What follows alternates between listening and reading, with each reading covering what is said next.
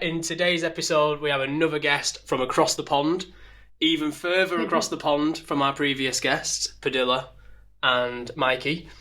So yeah, in this week's episode, we're welcoming Cindy, and her Instagram page is Journey to Self-Love and Reflection, and Cindy is just fucking amazing. Welcome, Cindy. Thank you so much. There you go. go. What a great introduction. Thank you. Wrote it myself. He did? No, I didn't write it. It's a lot of hard work, guys. Ryan wrote it. Ryan writes everything. Is the admin bitch. Yeah, the admin bitch. Yeah. Well, I just wanted to say you guys are doing a great job. I guess from my side here, I'm in Ontario, Canada, and I have been advocating for over 18 years now. And what I advocate for is autism acceptance. So our son, Justin, is 19, and he's dual diagnosed autistic ADHD. And he's unschooled due to a crisis that we hit in 2019. And so I'm very big now on mental health advocacy when it comes to neurodiversity. I myself am also neurodiverse. I found out a couple of years ago I have ADHD, which is quite common, which is happening to a lot of parents, you know, going through our stuff and then realizing, especially women as well. Sorry to jump in, but especially women with the late diagnosis, right? That's right. And so that's kind of where I came from. I usually surf around the internet just looking to put out some positive vibes. That's kind of what I'm all about, especially when it comes to mental health. So that's kind of how we clicked. I believe it was with you, Jay, when you were talking about your own experiences, right? And the mama bear will always be in me. So when I see young people, I'm very, very protective of young people, especially around mental health. And so I thought I would just leave a nice comment for you, and you know, that's kind of how we clicked. No, it is. And I loved it. I remember the day you commented, it was on the video when I was talking about, like, because I've been going on a journey now for, you know, probably about, would you say about 6 months or something? Yeah, that's right. Thinking that I have OCD myself, which is also like, you know, in the neurodivergent world, if you like. Yeah. And, you know, it's always been something that I've never figured out, because I always thought OCD was your typical hand washing and cleaning. And then it was when I heard someone on a podcast, I think she's actually called Kimberly Nixon, and she was talking about OCD. And as I was listening to it, I was just like, oh my God, like, it's like, I felt like she was describing me. And then I started listening to an OCD podcast, and then, you know, that's when I started to figure it all out and stuff like that. And I'm in the process now of trying to get a diagnosis. Like, I've done quite a lot of different, like, talking therapy sessions and stuff like that. But yeah, like you said, there's nothing kind of like, for me, better than when you do know, and then just kind of like advocating for it and spreading positivity around it, and yeah, just not letting it be seen as like a taboo thing, like, you know. So yeah, that is how we clicked. Yeah, and that's where I come from. Like, so I'm very big on neural affirming support. So what does that mean to me as a mom? That means that I know Justin is autistic or has autism, whatever way you say it. I know he has ADHD, and I know he struggles because of those diagnoses. When Justin was diagnosed at 18 months, IBI, which is Intensive Behavioral Intervention, which is ABA, and all the controversy around that. I don't talk about the type of therapies and get into that, because I believe that people are entitled to make their own choices. And my thing is just to share my experiences from the time Justin was 18 months up until the time he was 16 when he hit his crisis, and talk about the flip that I did, which was I became a person who practices radical acceptance. What does that mean? That means, again, I know Justin is autistic, and that's how we address a lot of his needs. And I always had a hard time deciding what is the autism and what is a typical boy behavior, you know? But I think for me, it was, I try to be a balanced parent, because he's high support needs. So school was always very difficult for him. He moves constantly. And I didn't know back then, was it ADHD, which he has the diagnosis? Is it sensory processing disorder? Is it, you know, and there's so much that's come out now around autism and neurodiversity, as opposed to back in 2006 when Justin was younger. I was neuroaffirming back then. I wasn't diagnosed with depression or anxiety or trauma or CPTSD, which is all that I have now from years and years of fighting broken systems. That's what I talk about. I talk about the systems because of the mental health, because of Justin's mental health. And when he went through the aggression and the blind rage and very limited verbally, but was able to call himself a monster, that changed me. Wow. That changed me. That was a script from Winnie the Pooh. Really? Winnie the Pooh, Frankenpooh, which he's a Frankenstein, and all his talking and any of his language is scripts. And he loves Barney, so a lot of it is scripts from Barney. And we're always told to stop a lot of this stuff. When Justin was younger, stop the stimming, stop the scripting, stop the movement. All those things were, looking back now, what led to those meltdowns. Really? Because now he moves, he stims, he scripts, and we haven't seen aggression in 4 years. Wow. Is that just from letting him do him? Let him be? The big part is because we pulled him out of school. Really? And school is great for some kids, but for neurodiverse children, they're not neuroaffirming. They're very, the world is very compliance-based. Yeah. As you guys, I'm sure, know that. You know, it's all about the rules. This is how we behave. This is how, you know. And while Justin was younger, safety issues were major. It was a whole different story when Justin was younger. But now that we've built up those skills and go from a neuroaffirming standpoint and allow the stimming and the scripting, because that's what helps him self-regulate. My job as a parent is to use my platforms to educate and say why I allow the stimming, why I allow the scripting. And one is because he can't mask. Yeah. You can tell looking at him, and I'll bring him on at the end. He's just making his pizza right now. And this is the thing with high support needs. We need to see the potential. Yeah. You know, I was tired of everybody seeing Justin as a bad kid. You know, and knowing from a neuro-affirming standpoint, a lot of it was, well, compliance-based doesn't always work with neurodivergent children. So it's, you know, there's no funding in the schools. There's lack of resources. There's a million reasons why it's not working for autistic children in the classrooms. And mental health is what I started recognizing when I started floating around the internet and seeing autistic adults and seeing the trauma that's out there. And knowing from Justin, even at the standpoint of being a high support needs young man, he was 16 at the time that we unschooled him, knowing that you can't go through your life, everybody correcting you all the time and have good mental health. No, not a chance. No. I don't think it's possible. No. You know, so... You know, this is what I've kind of switched over to, and I thought maybe we would click because you guys are doing men's mental health, which I think, congratulations, that's a very big step. I'm very big on allowing Justin to feel all his emotions, and that's how we got his mental health back to a good state. First, for us, it was the unschooling. Then it was less is more. Society tells us, let's do more, you know, and as we all know, if we do more, we burn out. Absolutely. Yeah, you mentioned before about autistic burnout. I wanted to ask you what that is. As in, is it just is it not a meltdown? Is it something different? Autistic burnout is over and over and over again, meltdowns after meltdowns after meltdowns, years of it all build up to where you're to the point where with Justin, that's when we started seeing the aggression at school. We started seeing blind range at school and at home. And unfortunately, I was the one that took the brunt of it. But I don't get into talking about that. There are a lot of people that will talk about what that looks like. But again, I'm a very protective of Justin's mental health and his dignity and his privacy and my family's. I have a daughter as well, and she has a lot of friends on her page.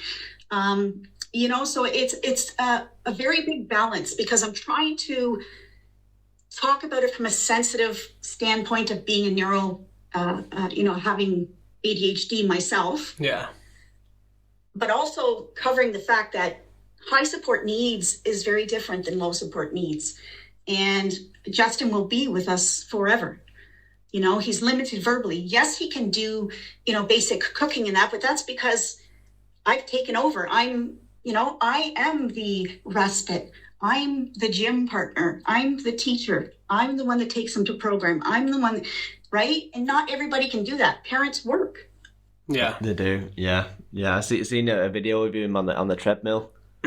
Yes. With his headphones on and stuff, and he was well happy. Like afterwards and stuff, he was just buzzing with himself. He was just smiling, and it was such a nice video to just see. It was really nice. And I think fathers like yourself, Ryan, you have an autistic son, right? That's right, yeah. That's right. So, I try to, because I have so many different experiences where when Justin was younger, it was really, really hard. He didn't have the skills to self-regulate, which self-regulation comes from the stimming and the scripting and the things that are labeled as autistic behaviors. Yeah. Right? So I chose to go the other route where Justin can't mask. So because he can't mask, I'm openly talking about what it is that we are doing to be able to help his mental health, to be able to get him to a place where he feels safe, to have his nervous system regulated, because so many people are stuck on behaviors. They're not asking the question why. They're not looking at being neuro-affirming. They're not looking at accepting the stimming and the scripting, because we want everybody to blend in. Yeah, was that in school? Did everyone just want him to bend to their rules? Like if he was like tapping or jumping or anything, they'd be like, be quiet, Justin, you're disrupting the others or something. So he was just constantly being told whatever he was doing was wrong.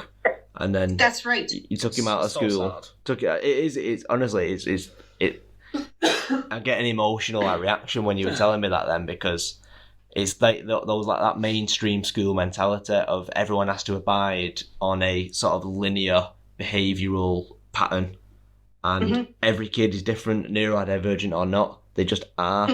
Yeah. And I know exactly what you mean in terms of just letting them be. Like my son, again, he doesn't have the ability to mask. He doesn't know what masking is. He doesn't know what anything is really, other than what's in front of his eyes. All he knows is that he's hungry and he wants to go on a big run. That's it. Yeah. So I completely understand with trying to tell someone to mask who literally physically cannot. And that must have been where the rage came in, because he was like, well, I do what you're asking me to do, so that's making me very frustrated. I'm going to have to let this out because I can't control myself. It's really upsetting that you have to conform to that. And that's right. It's the environment. The environment, if it's not conducive to their needs, because he is autistic, he's not a neurotypical boy. My thinking is very different. It's coming from a neuro-affirming lens. It wasn't when he was younger. It was all behavioral based, with speech and occupational therapy. But honestly, I'm 51 now, and I'm having to unlearn and relearn all that I was ever taught over the years, because a lot of it was the reasons for meltdowns for Justin. And I have a lot of guilt. But, I'm working on myself, and you can only work with what you know. 100%. That's what I say as well. You do not look 51, so, Thank you. You must have a good skincare routine, Cindy. I feel 81 sometimes, but... I was going to say, when you mentioned you got a daughter as well, yes. Does your daughter have like ADHD or anything like that? Because I know it can be like, is it hereditary? That's the one, mate. Well played. In certain areas. She's 26. She got married last year, lives on her own, but she was just recently diagnosed with ADHD. Yeah, I was going to say, because it's... And yes, could possibly be on the spectrum somewhere, but that's for her, that's for her to talk about, but yes, and she's a girl. And so what I see now is she was very angry when she was younger, and they were meltdowns. That's what they were. And of course, because she could talk and everything else, I'm like, she's just misbehaving. Because Justin presented differently. He couldn't speak, my daughter could.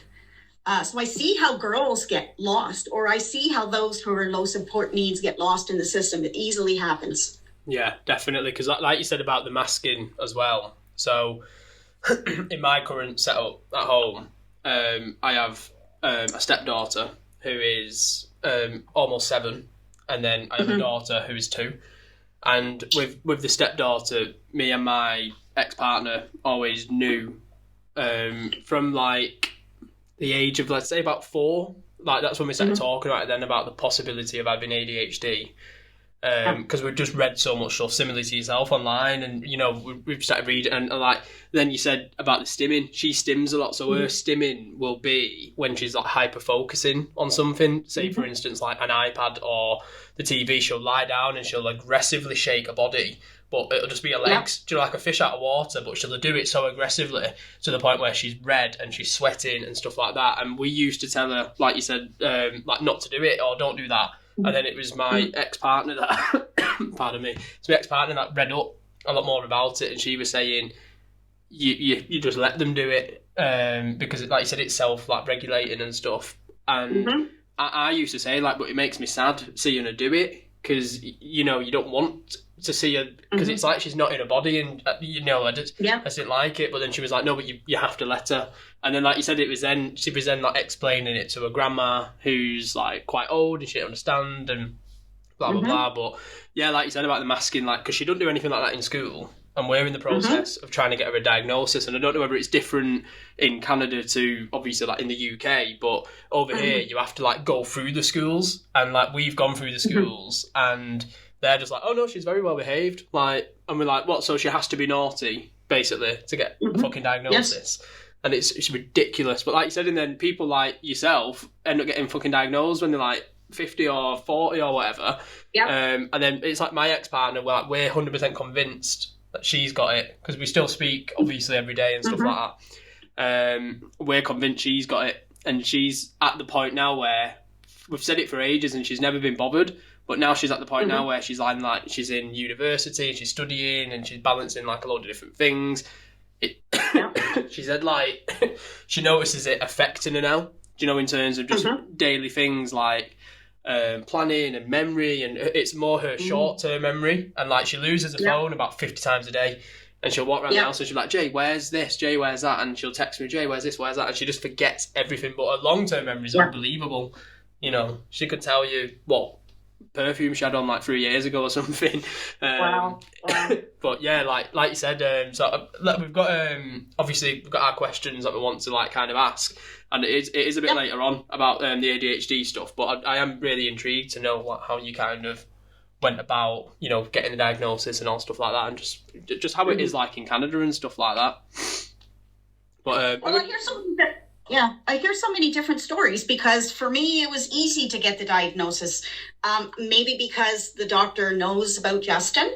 It was also easy for our daughter to get a diagnosis. She had us fill out a piece of paper with a questionnaire, and we both scored high. And, she's like, yeah, that's what it is. I mean, she didn't send us to, so many people are waiting all this time to get a diagnosis. Yeah. I don't know. Maybe my doctor's just like, yeah, here's what it is, maybe because she figured now we're seeing this family history, of there's some kind of genetics with neurodiversity. And, it can be maddening when people are like, oh, everybody has ADHD. Oh, everybody has autism. The thing is this, if you're the one that has it, or you're the parent of a person that has it, because they're with that person all the time. Yeah, 100%. And in your case with the schools, of course she's not going to act like that at school because she's masking. Yeah. Like, she wouldn't do that in school because it's like you said, she's aware of her surroundings and she'll know, like, she's at an age where, like, she's aware, kind of, and she'd probably be embarrassed to do that in front of her friends. Yes. Do you know what I mean? So, like, it is just, yeah, it's just crazy. But like you said, it's crazy that you just filled out a piece of paper and they was like, yeah, okay. Like you said, maybe that is, I don't know whether that, like you said, if that's something to do with Justin because he's got it, and then, you know, like, it is quite hereditary and stuff. But that's why my ex-partner's trying to push for her health as well more, because she's like, if I can turn around and say I've got it, then I can tell you, like, I know my daughter has it. You know? Yeah. And that's the thing. But, you know, it's when we took Justin out of school, it was during COVID. COVID just started. And I'm like, there's no way he's going to be able to do any kind of online learning. He can't even sit down. So as a mom, I actually started, just because I was burnt out over the years when he was little. I stopped doing any kind of homework with him because he couldn't sit. And by the end of the night, I was burnt out trying to get him to sit, let alone trying to get him to do any kind of homework. So over the years, I took it upon myself to stop a lot of things that stressed me out, because I'm like, there's no point. This is literally killing me. To get him to be able to just sit and try to do something. And the thing that he was trying to learn was not something that he needed to learn. You know, to me now it's life skills, it's safety, it's things that he needs in his life. And school wasn't doing it for him. Yeah. And it's okay to say that. Of course it's okay to say that school is not working, because it's not for a lot of kids. A lot of neurodivergent kids and a lot of typical kids. Yeah. And I think that's worldwide. That's just not in Canada. You guys probably have the exact same thing with bullying and everything else. 100%. Yeah, my ex-partner was telling me the other day that my son was at a play centre and she saw these like older kids sort of like making a bit of a beeline for him, and I couldn't believe it, because he was what he does. He likes watching people go down slides at play centres. He stands at the top, jumps up and down, and just loves watching people go down. And like you say, whatever he wants to do, and he's not causing anyone any harm, I let him do it. I let him do it with open arms. And these kids, I think they were gonna sort of like either push him down it or like try and like rile him up or something.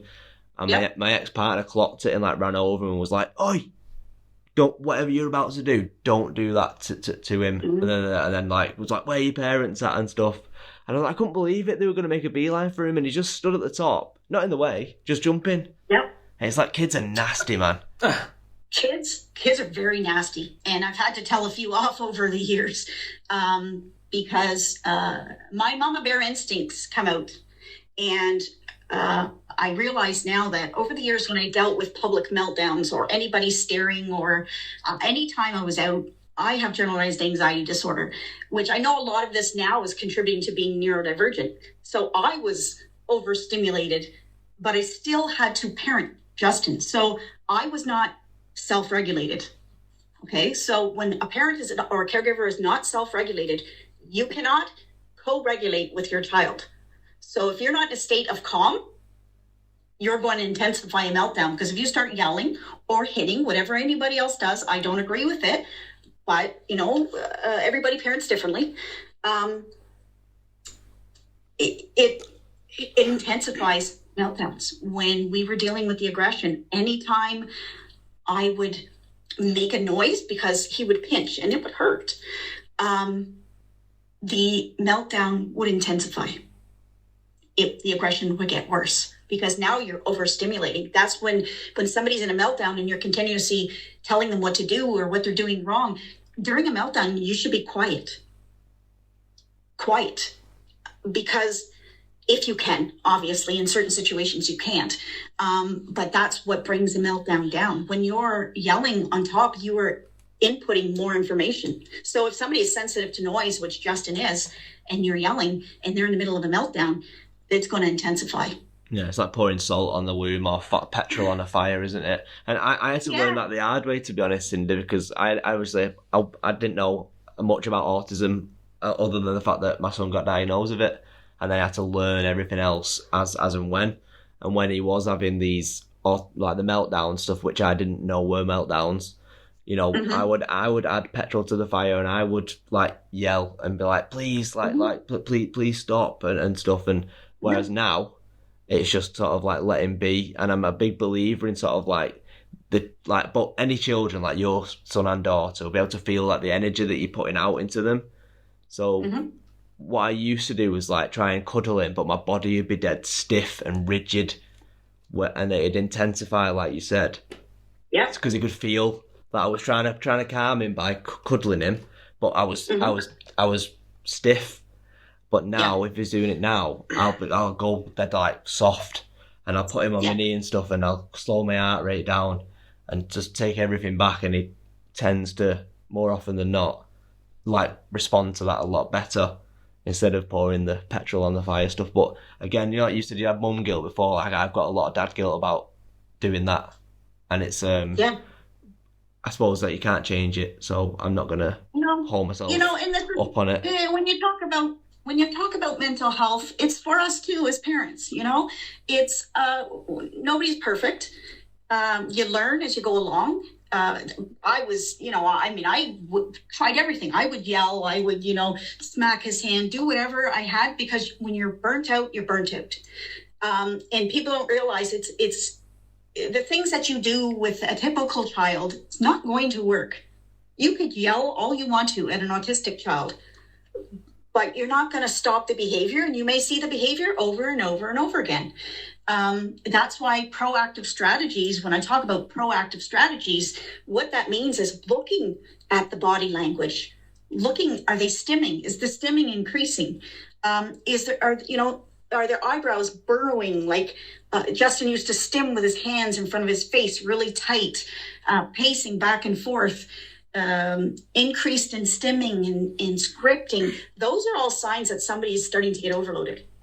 And what happens is we still continue to push, in school systems, you're still continuing to push. So instead of, for Justin, I would have been okay with them pulling him out of class because, again, he needed a break. That break could have stopped a potential meltdown. I think very differently than a lot of people. A lot of people are so for the inclusion. Yes, inclusion is great if it's done properly. If you throw an autistic child like Justin, who is very, very high support needs when it comes to environment, in with typical kids, and you're trying to get him to do what everybody else is doing, it just wasn't working for him. I would have liked to see one or two peers working with Justin, and then them teaching him, if Justin was stimming, and honestly, this is very opposite of what people think, and this is where I'm seeing the success though. If Justin was stimming because he was happy and you had a peer beside them start doing that, you would get connection. That's where you would get the autistic person making friends with somebody else. And a lot of people aren't seeing that because now you're entering into the world of the autistic child because you're stimming with them. That's what they like. That's what they do. That's them. That's their natural environment and their natural way of being, and we're trying to shape them into something that they're not. Oh, it's made me emotional. I was gonna say I've never heard that or even thought of it like that before. Well, and listen, I have a lot of. I think we should connect off of here, Ryan, because I look at things really, really different, and I like to connect with parents who have young kids because this is why I do what I do. I've learned a lot, and my thinking has totally changed. And it's not trying to get him to blend in anymore because, one, I don't think it's fair to him. Two, it's what created his mental health challenges, and it's going to be a long life for us, as you know. Oh yeah. Our kids Justin for us will be with us forever. And until my last breath, I will continue talking about what it is that I'm learning. And what I'm learning is very different than the way that the world accepts people. They want them to just stop their stimming and stop their scripting and the stimming and the scripting. And if you join in on that, you try that with your son. Try what Oh that no, with your son. that's why I got emotional, because I do. I jump up and down and flap my hands. I chuck him up and down on the bed because he likes roughhousing. I'm sure Justin did when he was younger. They because they've got no fear, so they like being chucked about and tickles and stuff like that. And going into their world has been like paradigm shifting. You know what I mean? Just like whatever makes him that child happy, do it. Yeah. I think I said it on our initial episode about neurodiversity that I wouldn't care if he wanted to go and knock on people's houses and paint the house for him. Yeah. I'd go and do it and knock on. I wouldn't care if he wanted to make jewellery out of cotton wool. I'd do it. Yeah. Do you know what I mean? Yeah. Getting onto their level is where you breed success and happiness into them instead of trying to get them to conform to societal norms, inverted commas. It's not going to work because they just don't fucking want to. They don't want to. Yeah. They want to just do them and do whatever they feel in their body and stuff like that. If they want to jink about and jump or clap or script. I've never heard that term script before. Is that like from memory? Like, does he just do it from stuff he's seen on telly? Yes, so scripting, which is what they also would call back in the day echolalia. So it's, for example, Justin likes Barney. He will script a line. So it's like it's like singing a song. If you're singing a song out loud, that's like a script. So that's what we were taught to stop back when Justin was younger. Now they're starting to teach in speech. It's called just Gestalt language, which is scripting and not stopping the scripting, but figuring it out what it is that they're trying to tell you, because script is a form of language for them. It's different than what we're used to, but it is their communication. So it's always detective work. For example, Justin would script. We were talking about something on the radio the other day, and they were talking about a firefighter. And right away, he mentioned a Barney video and scripted a line about a firefighter. So that's how he connected through the Barney video about a firefighter, through a script. I think he said something like, everybody has a job to do. So that would be a type of script. And it's always connected to a video that he's watching or an episode. But we've been able to turn that into functional language. And they're teaching that now. Now they're teaching that this Gestalt language is an actual functional language for autistic individuals. We have to figure it out what it is. I suppose you could, and I suppose I bet you will use it to your advantage, to teach him sort of more words. Yes, and this is how Justin's communication, most of Justin's communication is scripting. It's through scripting. And the problem why a lot of autistic children or teens or adults are not connecting with other individuals is because not everybody is aware of what that script means. So we're trying to turn it into a functional, hello, how are you? As opposed to, hi, my name is Dora, right? Those are two different, one's a script from a video, and the other one is a natural script. But how you turn that into a natural script is you say, hi, my name is Justin, but you're using the tone or whatever from Dora the Explorer. Yeah, that's even and it's an interest. I was going to say that's similar to what Ryan has told me in the past about what he had to do with his son in terms of like if you went to the park, you'd have to go a particular route, wouldn't you? And if you went a different way, you'd have a meltdown. Yeah, and that's similar to the scripting, like you said. Then you can do it in one tone or a different tone. And that Ryan is very, very common when kids are young. And Justin had tons of meltdowns when we would change direction. If there was a different teacher, if there, all those things that set your son off, Justin had the exact same thing. And it was really, really hard when he was younger. We try to stick so much to this routine, but as we know, life is not always like that. So, what I started doing was kind of looking at it like, how are we going to teach him to cope? Because that's the reality. Life is not always going to be predictable. So, teaching those coping skills, explaining to him, okay, we're going to go this way, or we have to go this way because there's construction. Talk to him. Even if he's nonverbal or non-speaking, continue telling him like you would another child. Because my biggest mistake was not doing that with Justin, thinking, oh, well, he doesn't understand. But it would come out later. And now he can go anywhere. I can turn left, I can go right, I can go somewhere last minute, I can do this, I can do that, because over the years we worked and we had the meltdowns and we just had to work through it. You know, it's the self-regulation and, you know, letting him jump up and down, because that's what's regulating him. The roughhousing, that's what's regulating him. Him standing at the top of the slide, watching the kids go down, is a form of social connection, because he's stimming because he's happy and he's watching them. He may not be playing with them, but that's still considered social because he's watching them. Yeah. He's trying to learn from them, you know? He's studying them. Yeah, absolutely. Just like mapping his environment and stuff. But I'm not a big believer in sort of like, you know, like wrapping them up in cotton wool. Do you know what that expression means? Because like sort of like babying them? Or yeah. Like putting them in bubble wrap. I'm quite a big fan of sort of like not throwing him in the deep end per se, but like letting a situation unfold and see what occurs, instead of just saying, oh no, we can't do that. Like taking them to a shopping centre, for example. Yep. I used to never take him in because I didn't want to stress him out. I didn't want to stress him out. And then I thought, you know what, sod it. Like, let's just see how it goes. Anyway, it turns out he loves it.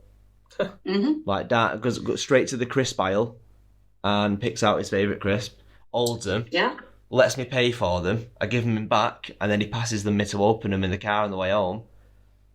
You know? Winner. Play centres, which are obviously like highly sort of loud environments and lots of kids screaming, not the best environment for a child with autism. He's fine in there now because he's had exposure to it and he's got used to it, and the fact that he's got a little sister who is when she was a baby made lots of noise and stuff like that, so he's become accustomed to it because of the things that we are doing with him. And it's letting him grow and sort of like see the world, because I don't know if it was the same for Justin, but my son sees sort of like the world through like tunnel vision. He can only see. He's not got any like awareness or stranger danger, or like he'll just run out into the middle of the road if you let him. Yes. Yep. And it's just I've seen in the past like 12 months him sort of like shoot up a bit from I can't describe it other than like brain activity. I can see him thinking about things, and he's being very like cheeky in like a good way, like running up and down the stairs and stuff, and I'm like, oi, don't do that, you'll hurt yourself, and he's like laughing and running back upstairs, and I love that. I'll never ever discourage any child from showing their cheeky side, because they're just seeing how much they can get away with. I love it. So it's nice to see him grow as a person. Yeah, and it's natural. I agree with you. Like, you can only protect your kids so much. And, you know, you want to be able... The thing with a lot of kids I find nowadays is they don't, and even adults, don't have coping skills. They don't know how to cope. And in this world that we live in today, we all need to learn how to cope, especially if you're the caregiver of a neurodivergent. Because if you can't cope, you can't model to your child how to cope. And that's the biggest thing, is being a caregiver is, you know, you have to examine yourself. In years, I thought, okay, Justin is not the one to always blame here. You know, the neurodivergent children and teens and adults always get the blame, always told they're bad, you know, and, you know, we know talking goes on in front of them. There's nobody that's going to have great mental health if you have teachers talking in front of you, or your parents talking in front of you about, you know, how bad you are, or that you're not listening. It doesn't help the mental health, and they're hearing it, whether they're high support needs or not. They are hearing it. So mental health is a very, very important piece. And when Justin left school, he was 16 years old, a young teen, big, with aggression, blind rage, and he was being restrained at school. Tied up? Holding, yes, holding during meltdowns. being held during meltdowns. And, we'll hear a lot of people say, well, what are we supposed to do? My answer to that is, again, learning neuroaffirming strategies, looking for the meltdowns before they're going to happen, like looking for the signs and actually following through with what you need to do. And that, again, will fall into the category, we're not getting enough funding. We don't have enough resources. We don't have enough EAs, educational assistants in the school to support them. It's a broken system, but the kids grow into teens and adults that are traumatized. They have trauma. I have trauma. So if I have trauma and I went through a lot of this, what I call secondhand, because Justin was the one that went through, the restraint or went through, he knows the experiences that he's had. I'm not with him all the time to know that. But if I have trauma and CPTSD, for sure he has it. Definitely. And I think that's the part where we need to start realizing that those with high support needs, we need to really look at that mental health side of it and give that benefit and say, yeah, they can't be going through all this stress and not have anxiety and not have depression, especially when they hit teens. And then for me, the higher, like the lower support needs, it's mental health. It's depression, suicidal ideation, cutting, self-harm, all of that. That's how it's showing in a lot of those who are masking. Yeah. Oh, it's interesting, that. And you guys are younger, so you know that. You know the history there. I don't, I wasn't really exposed to that. Whether it happened when I was younger, I'm sure it did. Yeah. But because mental health is out there more now, when you hear about the suicidal ideation and the cutting and, the self-harm and all the other type of unhealthy coping skills, and the problem is we don't have enough mentors out here to say it's okay to be angry. It's okay to be sad, embarrassed, all those negative emotions. We need to tell people, especially young people, that it's okay to feel like that, but how can they cope? This is what we need to do for younger generations, and even for ourselves, that it's okay. We don't have to hide how we're feeling because it's not helping us.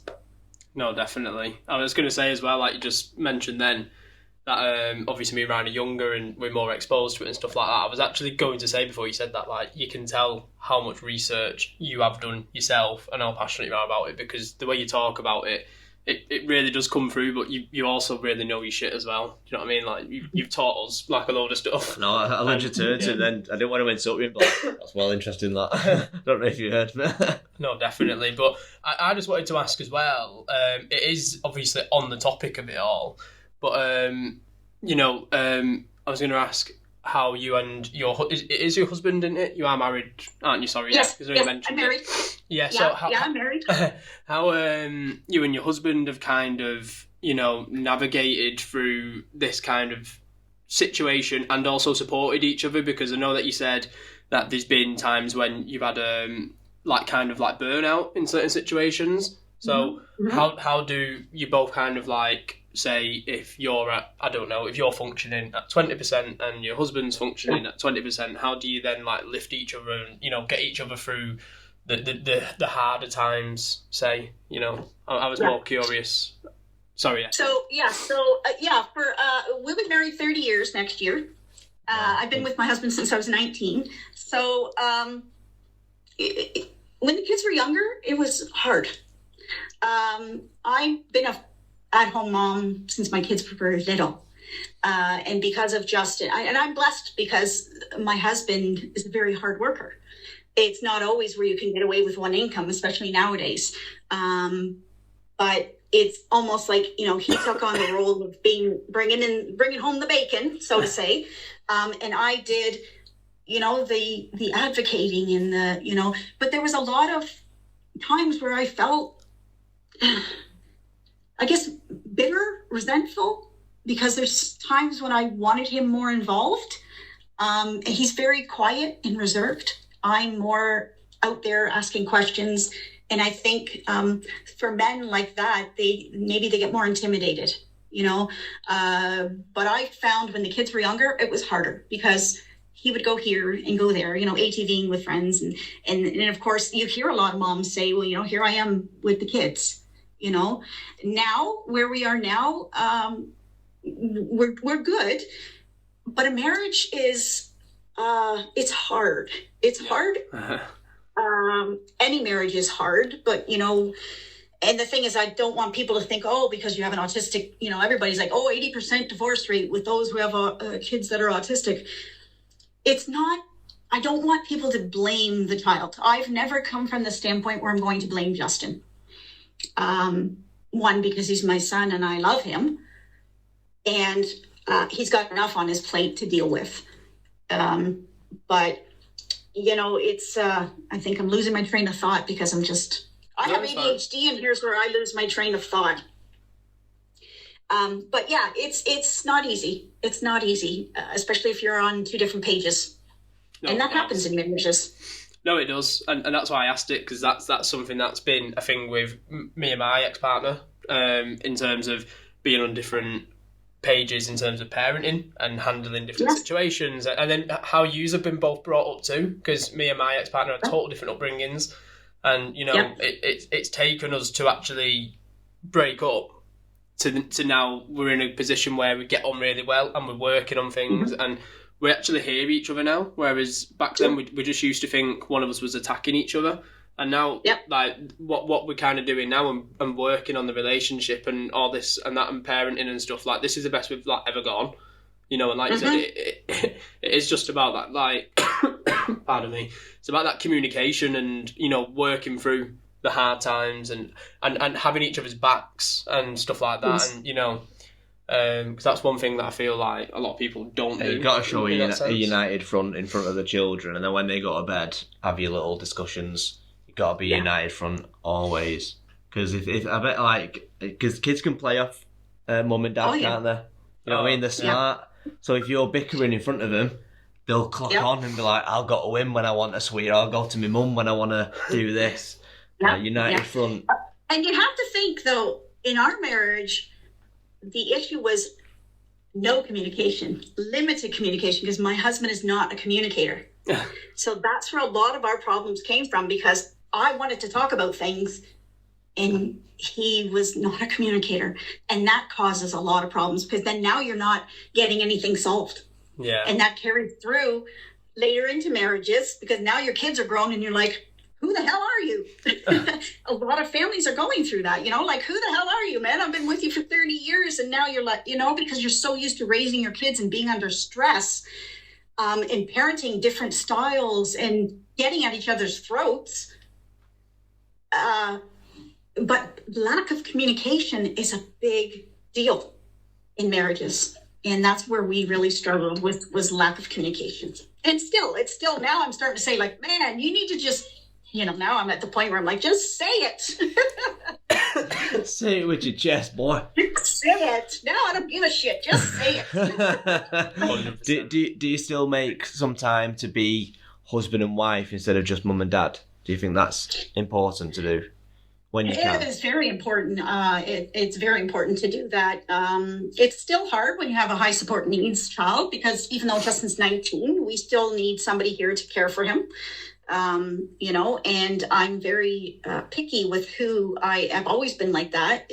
A lot of us are scared to leave our kids with somebody else. I know that if I left Justin with somebody else, that's why I stayed at home for so long, was blessed to be able to. But because I was like, if somebody's watching Justin and they don't have the patience that I have because he's my child, he will be abused. There's no ifs, ands, or buts, because what other people see is him not listening. Because I could repeat it over, like you talk about the safety. You can repeat it over and over and over again. It's not that they're not understanding. It's you know, it could be something different with the communication style. They're not understanding. It could be overstimulation. It could be they're running away because of their fight and flight, you know, and their nervous system is so out of whack that they're escaping. And if, you know, if a teacher's keeping them in the class and they need to escape, you're going to run.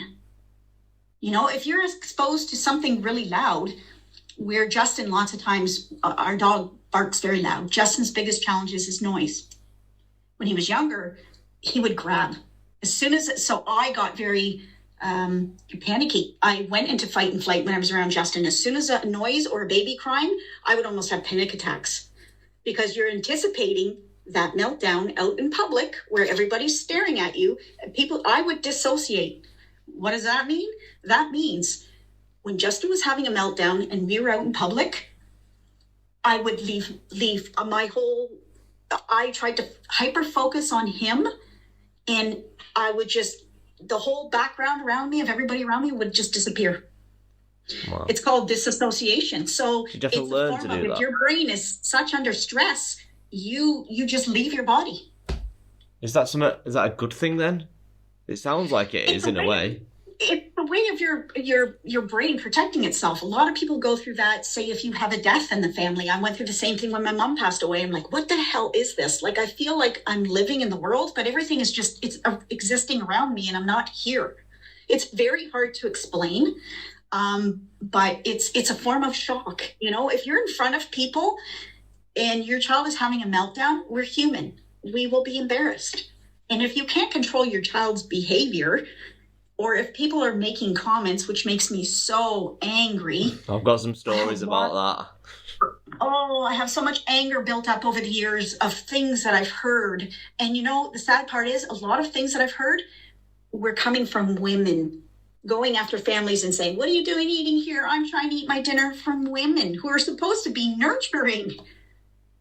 You know, to go up to somebody and say something about their child to me, you know, I would never do it myself, but hey, there's a lot of people out there that think they own the world and, you know, that we don't share it. Yeah, people just feel they need to butt in, don't they, when it's just not their place. And all that does is cause some sort of conflict. Why would you go up to someone and say something if you don't want some form of conflict? Like, why? Mm-hmm. Like, I had so many encounters of my son being out with me in like a gastro pub or something like that, and someone's asked me to, like, can you keep him quiet or something? And I've just, like, a while ago I was like, yeah, oh sorry, mm-hmm. Now I'm like, oh, is that annoying you? Yeah. Do it louder, mate. Do it louder. Yeah. Do it louder. Yeah. Whatever you were doing, go for it. Because you can go and pick your beer up or whatever and go sit the fuck over there. You don't have to stand here where my son is. Go over there if he's annoying you. See you later. And that comes from being tired. That is a form of burnout, because you're fed up with having to explain, because you know as a parent, you're trying your best. You can't control the behaviors that your son, you're trying to teach him to be in these environments that he's overwhelmed in. Do you know what he was doing though? He was stood at a window. Asshole over here saying something. And people don't know because they don't walk in our shoes. No. And they will never know until, you know, like how many times I've said to people, you want to come and judge me? Come to my house and try and do what I've done. I don't want you here for an hour or two. I want you here for a long time, you know, to see if you can do better, because I guarantee you 100% that you can't. There's a lot of things that I had to let go. I had to let go for my sanity. That's why I became a person that practices radical acceptance. I accept the stimming. I accept the scripting. Everything that Justin is Justin. And I'm not willing to hide that anymore, because that's what brought on the meltdowns. That's what brought on our burnout and our trauma from trying to bend him into a pretzel to please everybody else. Yeah. And I'm done doing that. It's not fair to him. No, that's the only person it wasn't pleasing, which is Justin. Yeah. Yeah. So, pardon me? That's the only person it wasn't pleasing, which was Justin. Yes. That's right. That's right. And, you know, I don't know. I switched over to the mental health side of it after the crisis, because one, it was very hard to talk in the, I don't know if you realize, but in the community between parents and autistic advocates, it's a lot of turmoil. In terms of what? And you couldn't really say, well, just the way you word things, the way you say things, you know, it's a lot of autistic advocates don't like parents. I think it's a lot of misplaced anger myself. Is that controversy, what I'm saying? No. I just think they don't like parents, as in like their own. Anyone? Any parent? Yeah, you guys haven't been, I think, in the community quite as long as I have. There is a lot of back and forth attacking of caregivers versus autistic adults around wording, per se, somebody with autism as opposed to autistic. Person first language. See, that's where an autistic individual would go after you. You say, really? With autism, right? Yes. As in a son with autism. They want autistic son instead of son with autism.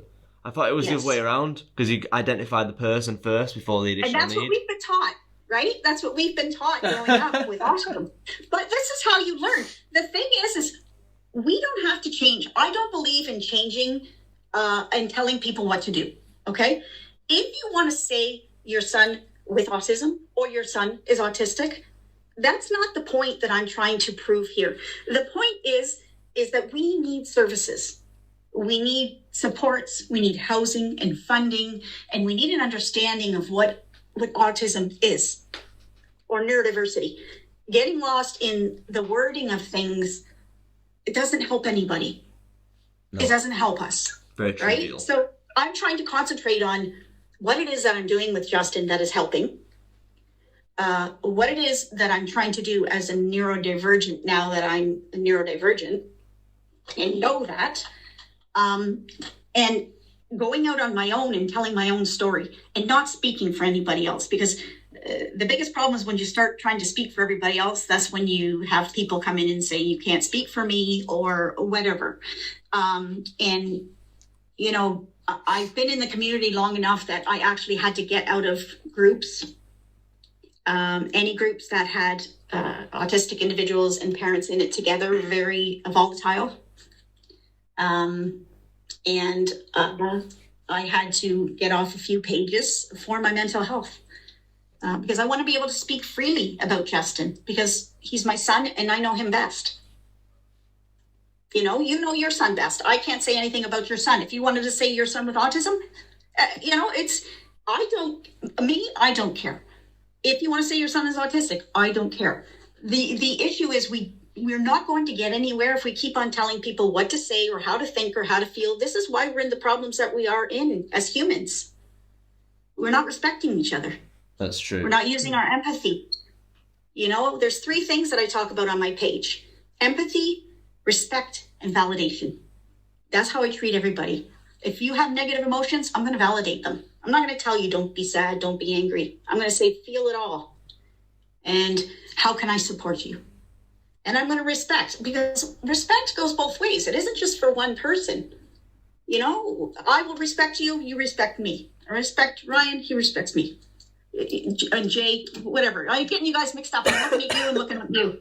But I started listening to your podcast, and I listened to the one about neurodiversity because I wanted to get to know more about you guys. And so, you know, I love connecting with people, all kinds of people, just because everybody thinks differently. And I love that. Is that the first one you found? First episode you found? Probably just stuck out on it. I was actually trying to find one where I'm like, what are their names? Because I'm like, I don't want to say their names that are wrong. And I'm like going through and I'm like, oh, and then I saw the one on neurodiversity and that's the one I went for. Oh, nice. Yeah. I bet that piqued your interest in it. It was a good one. Like I said, I'm like, okay, I'm going to start listening to them because, I have, Facebook is where we started off on. So that's where I started my advocacy. We have over 24,000 followers on Facebook. Oh, wow. Yeah, so that's, we're looking at life through different lenses on Facebook, and that's where I do a lot of my advocacy. Instagram and TikTok, I can't get away with as much because I find, I'm not tech savvy. My age, look at my age. I gotta learn some new things. I don't know how to do the podcast and all that stuff, or else I would go that route. So I just stick to the old Facebook. Honestly, it's not that tech savvy, is it? We're sat here, Cindy, with a laptop and 2 microphones. Well, we'll get off the mics, bro. And that's it. Editing and everything that goes with it.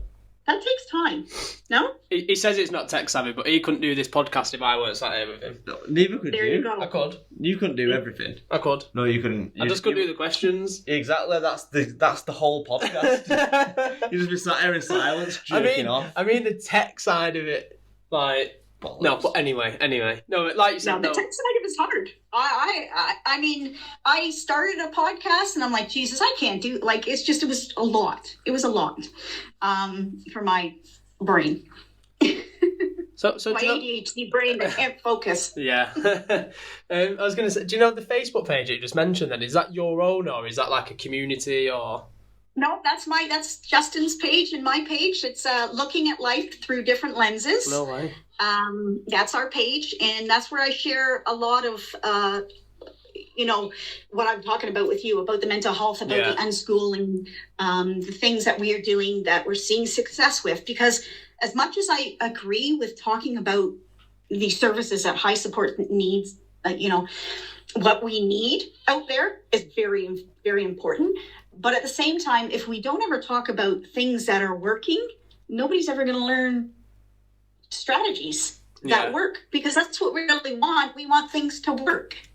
You don't want to always concentrate on everything that's not working. What is going to work? So I'm flipping the script and saying, this is what's working for us. Yes, we need this. Yes, we need that. Yes, I have depression. Yes, I have ADHD. But this is working. It's balance. Yeah, and I suppose it's better to focus on stuff that is working than focus on the stuff that isn't. It just streamlines the whole process, doesn't it? Yeah, and I mean, that's what we want. We want things to work. We want to not have our children have meltdowns. Well, what are some of the strategies that I've put into place that, I unschooled, and we allow the scripting and the stimming. And another thing is I don't stop the age appropriate activities. Justin's 19. He loves Barney. That's all he's ever loved. We've exposed him to new things and different things. But the reality is Barney makes him happy. Barney was there when Justin was going through his crisis. Those videos saved him. That's what helped regulate him. Barney was sometimes the only one that could make Justin laugh. Justin didn't laugh for years and years and years. We are just seeing laughter now with Justin because now he's in a safe spot, But for years, we never seen Justin laugh. The only time he was happy was when he was watching Barney. And I refuse to take that away because he's 19 years old, because that's something he loves. Yeah, he's not hurting anyone watching Barney, is he? No. But everybody is like, school is not age appropriate. But if a child is going to learn from something that is Barney related or Thomas the Tank Engine or whatever it is your son may be into, and he's 16 years old and he can't mask, like I said, my thinking is very different than a lot of people's thinking. I don't see problems with that. Yeah. I think what we need to do is we need to educate people and have people on board with us, accepting, radical acceptance. We can't say we believe in inclusion and acceptance and then turn around and be rending them like pretzels in order for them to fit in. We have to be able to learn what it is that like if the stimming self-regulates them and you sit a child beside a peer and say, my son was slapping his hands because he's excited, and you saw the kid next to them flapping his hands, you right away, like I said, you would get that child would connect with that child. I can guarantee you that. But we're not taught to do that. We're taught to stop that because that's not normal. No, that's ridiculous. Right? The normal, typical. I don't like the word normal because, everybody's different. And yes, everybody, Justin has a lot of high support needs, but that doesn't mean he doesn't have feelings and emotions, and he's very empathetic. He's highly empathetic. What I found out was there's a misconception about people with autism that they have no emotions or something like that. But it's in fact the opposite, isn't it? They feel everything on such a grander scale than the neurotypical normal person would. That's why they have meltdowns and emotional struggles, because they feel everything. Like they're just empaths, aren't they? Yes, that's exactly right.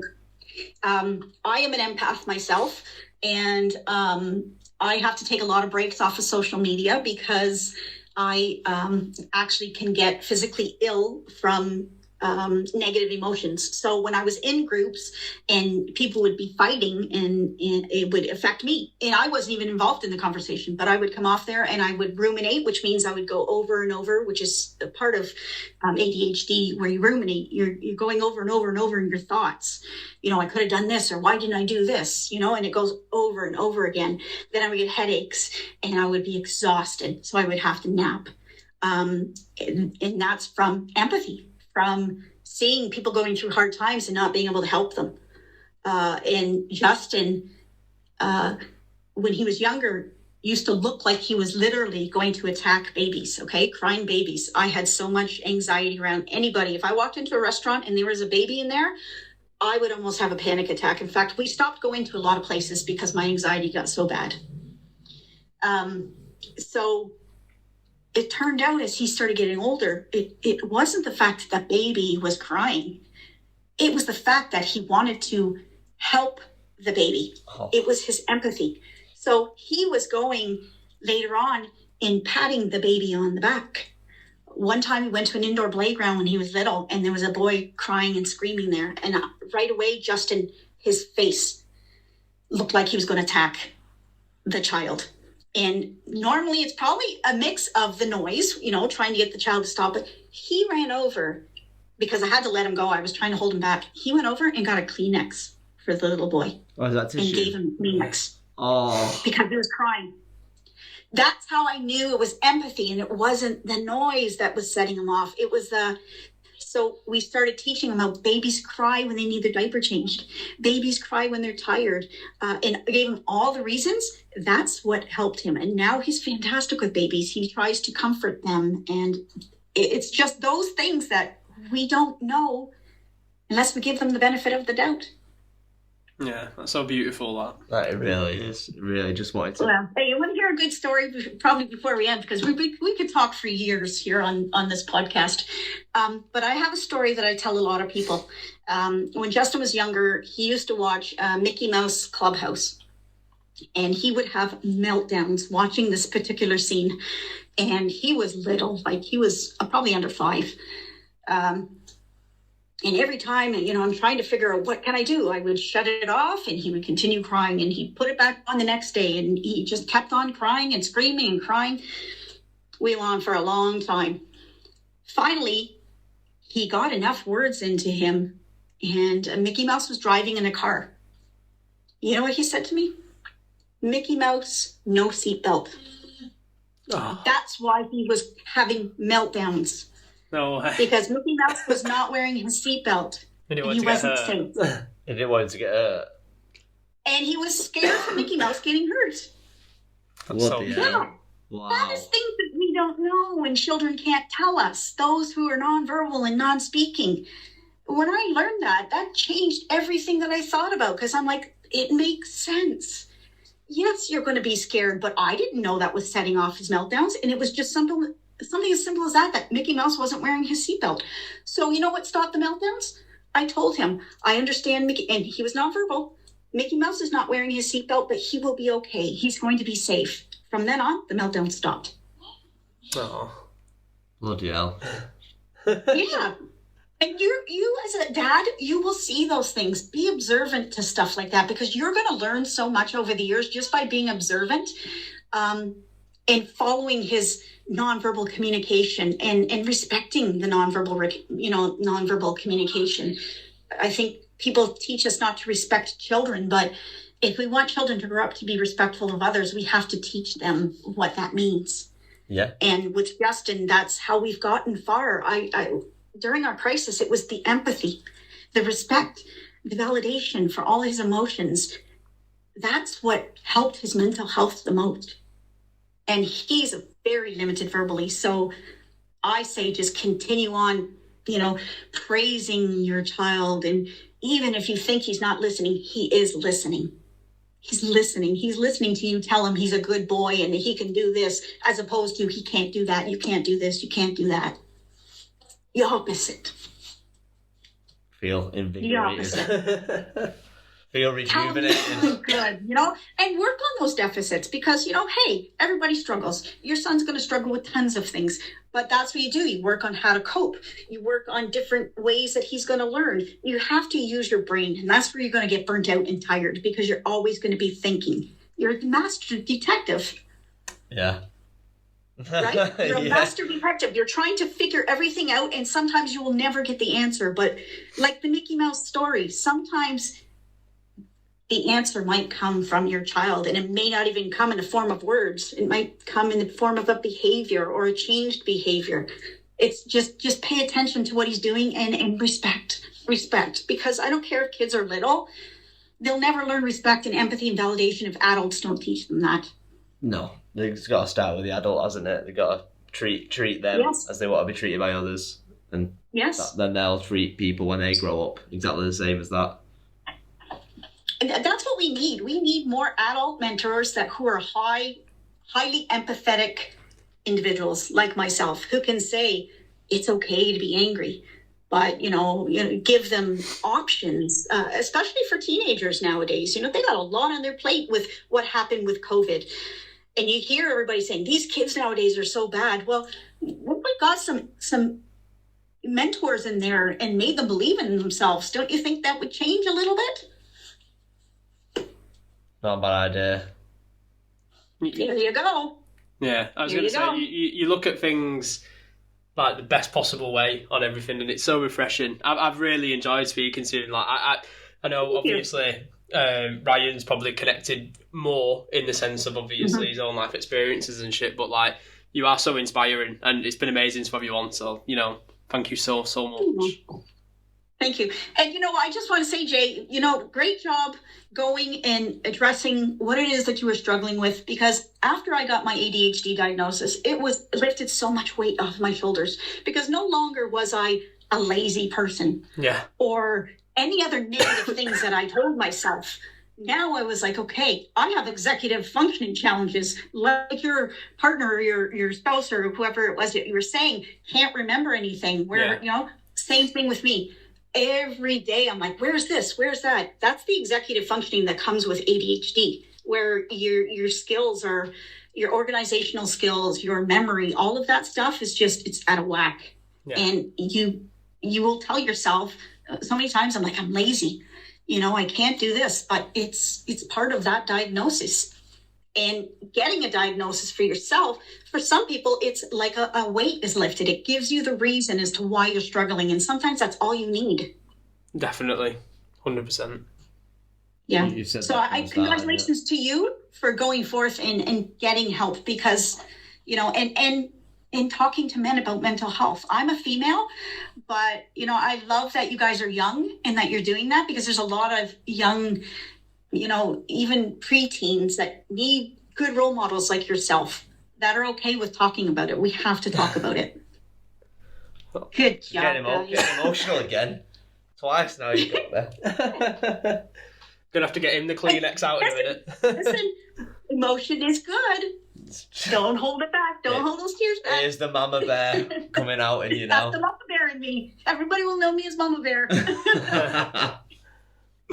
Oh, that's amazing. Has Justin cooked his pizza yet? Yeah, well, let's exchange some emails or something like that and keep in touch. Because anything you like, you know, I wanted help when Justin was little, and the information that is out here now wasn't out there then. And I needed somebody that just understood and that could tell me that it's okay to feel like that, or have you tried this? Or so let's connect, and anything that you need, I'm there for you. You know, I'm there for the kids. Anything that you need, even if you want to, you know, swear your head off, I'll listen to you. It's okay. We're doing enough swearing on this, to be fair. I really appreciate that, Cindy. Thank you. That is absolutely heartwarming. Thank you so much. And I really appreciate your time. You've been amazing. And thank you. All the best to you, your husband, your daughter, and Justin. Yous are all mega. Let me just grab Justin for a minute so you can at least see what he looks like, or say hello to him. Just a minute. Justin?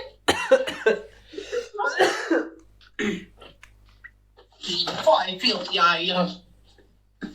Hey, you gotta get down in the camera. The legend. Hello. I just did. Look and be safe. Look and be safe. You too, buddy. Look and be safe. Now I'll have to figure out that. That's a Barney script. Maybe just because he's looking at you. I don't know. See? Master Detective. That was a script, though. That's an example of what a script is. Look and be safe. Wow. I don't know what We're it not means. wearing a seatbelt. They might have thought we was in a car. Yeah. Look and be safe. Maybe because he's looking in the camera and I don't see. That's the thing. It's you're always going to guess, and sometimes you're never going to figure it out. But that's where working on yourself is a big thing. Working on the way that you feel, the way that you're accepting things or not accepting things, working on the way that you feel, whether you're feeling embarrassed. We're human. We're going to feel things like that. And the best thing that I ever did was worked on myself. Yeah. As a parent and a caregiver, so that I was in a good spot to be able to support Justin. And that's when I just said, you know what? I'm so burnt out that I can't fight anybody anymore about Justin doing this and Justin doing that. Justin's going to be who he is. And then I'll explain why he can't mask and why I'm doing what I'm doing. Yeah, that's such a good attitude to have, and I wish a lot of people out there sort of started getting on board with it, because it just massively help everybody out. Oh, that kid's doing that? Great. That kid's doing that? Great. Is the kid happy? Yes. Okay, yeah. No further questions, Your Honour. They're happy. Move on. Yeah. And that's, like I said, over the 4 years, that's what I became. That I was just so burnt out of in people telling me all the negative things and the hard things and trying to prove to people that I was a good parent and that he was a good kid. And it gets to the point where you're like, you either have to say, okay, you know what, this is my life and I don't give a crap about what everybody else is saying. You have to get to that point.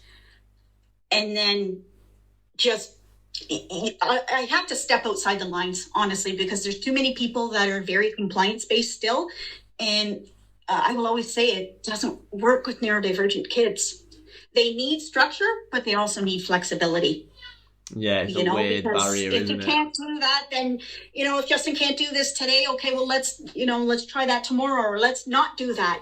Don't force yourself to go to places if you know it's going to stress your son out. It doesn't mean you can't go next week.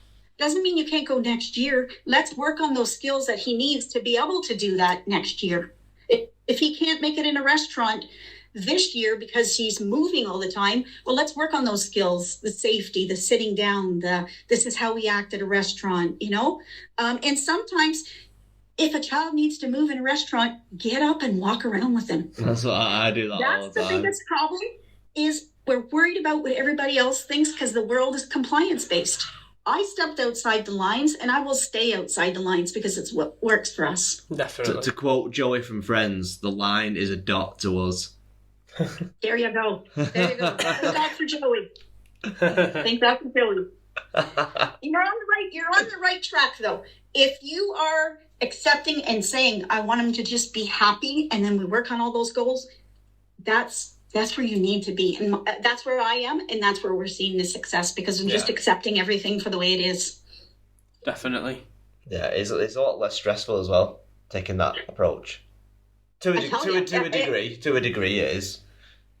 Doing less for us is what got us stable. Yeah. And when I say doing less, I mean, I'm not pushing Justin Justin at home. We do natural interest-led teaching. I don't sit my son at the table and make him do math. We don't do any of that. If he wants to read a book or we read a book, I'll read a book with him lying down on a bed or on the couch, or I don't care. The goal is to read a book. You have to look at what the goal is. Is the goal to read a book? Well, why does he have to sit at the table to read a book? Why can't he be lying on the floor and read a book? The goal is to read a book. Yeah. So put that in your head. What is your goal? That doesn't matter if he's reading the book on the floor or on a bed or on a table. He's reading the book. That's the goal. Or he's learning words, or use your imagination with the way you're teaching him. Be natural, because that's how you will get the connection. And stim and script with him. People may not like me saying that, but I don't care, because that's what works for us anyways. And you see that with your son. Oh, no, I love jumping up and down and flapping my hands like a maniac, because he loves it. And then it makes me want to do it more. Right. And my daughter does it as well. Like, she'll flap her hands and stuff when he does it. Yeah. And I'm just copying her older brother, and that's just beautiful, man. It's so nice to see. It's connection. Yeah. That's what it is. It's connection and bonding, and that's really what you want.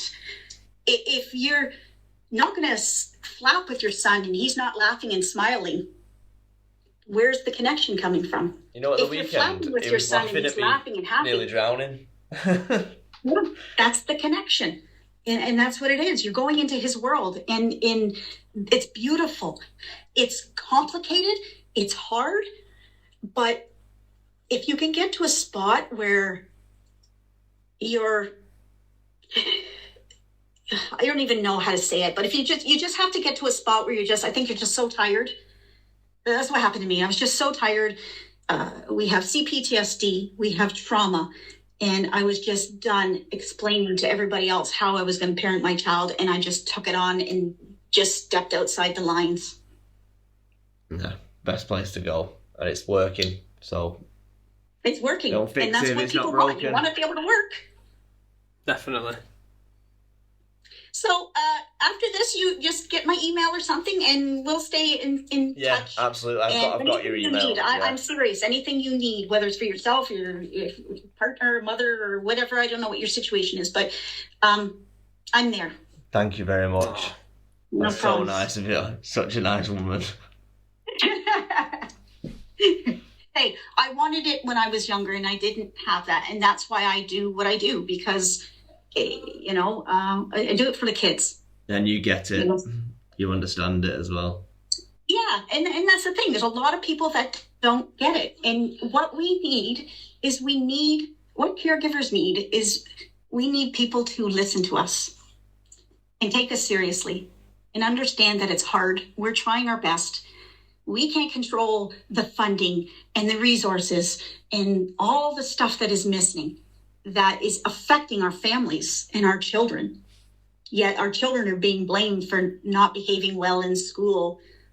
Yet it's, where are the resources for them? You can't have best of both worlds if you're not taking care of their needs. Definitely. No, they're just sort of like cast aside, aren't they? Unfortunately, that's just like the sad reality that we live in. We're trying to change that, though. Oh yeah, we are trying to change it. That's right. You guys got your podcast. There you go. You get on your platforms and, just pour your hearts out, and you'd be surprised how many people relate and need that. Yeah. No, we'll continue doing exactly what we've been doing then. Yeah. 100%. Good job. Good job, guys. Thank you, Cindy. Thank you very much for your time. You've been amazing. And I will definitely stay in touch with you. Sounds good. Okay, guys, we'll talk later. You take care. Enjoy the rest of your day. Bye-bye. Thank you, Cindy. Bye.